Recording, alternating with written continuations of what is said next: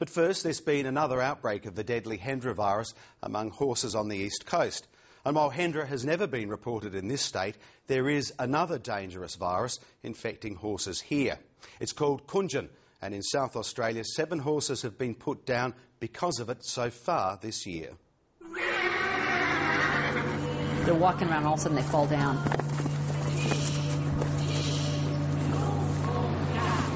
Their face just gets all these little fasciculations and they're lifting their lips, and a lot of them don't want to put their head down.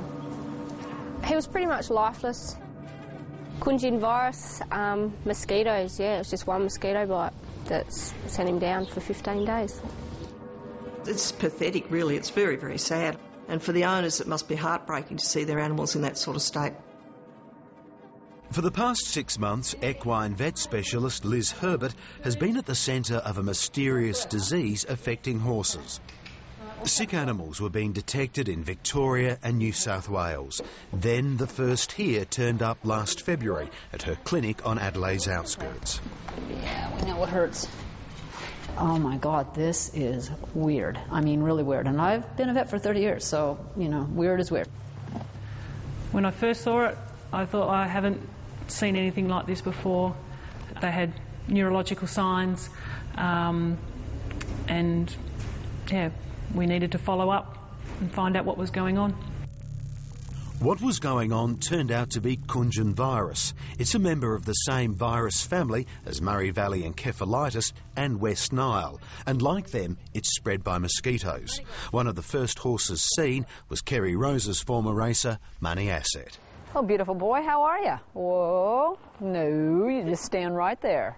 Money's story is much like that of the virus itself. Good news, bad news. Most infected horses do not get sick, but when they do, it can be a death sentence as the virus attacks their brain and nervous system. Weakness, muscle tremors, some of them have facial paralysis, they might have drooping lips or difficulty eating. The horse was so sick it couldn't stand for 2 weeks, so the Roses made a sling. They moved the prostrate animal, but still the pressure sores came. They stayed with the horse constantly.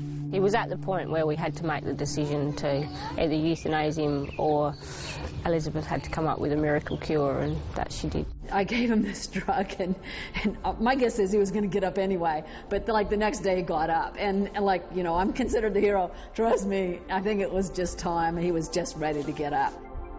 It cost a lot of loot to make Money Asset well again, and when it was over, they threw a party. For other horses, though, experts warn parties may be premature. While outbreaks of the Hendra virus have dominated the news and an outbreak of herpes in horses has made news in the US, Liz Herbert and Mary Carr argue Kunjin in South Australia hasn't got nearly the attention it deserves. So far, the latest Hendra outbreak has killed 6 horses. They say 7 horses in this state have been euthanased because of Kunjin. Kunjin, there's been no Hendra, so Kunjin is our new disease, and that is, and it appears to be quite prevalent. And it's killed horses in this state? It's definitely attributed to their death.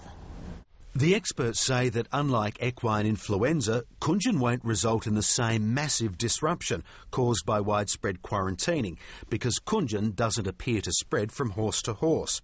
Liz Herbert says the bad news is that Kunjin is much more likely to kill than the flu. Hendra, according to the vet, is the far more serious disease because it can pass from horses to humans, unlike Kunjin, which she says cannot. Then again, Liz Herbert points out that Hendra hasn't been found here, thanks to the climate and the relative absence of the host flying foxes. For us, Kunjin is much more of a threat. For the moment, the disease has gone quiet, thanks to winter-quelling mosquitoes. But Liz Herbert fears an even bigger outbreak when the mozzies kick back in. Primary Industries has been using the lull to see just how far the virus has spread. 1,000 samples of horse blood have been collected across the state in 3 months. The information that we're looking for from the survey is to see how many horses have been infected. Those horses are likely to have immunity or antibodies, which will protect them next season, but we also need to see what percentage of horses have not been infected, which may be infected with the virus next year.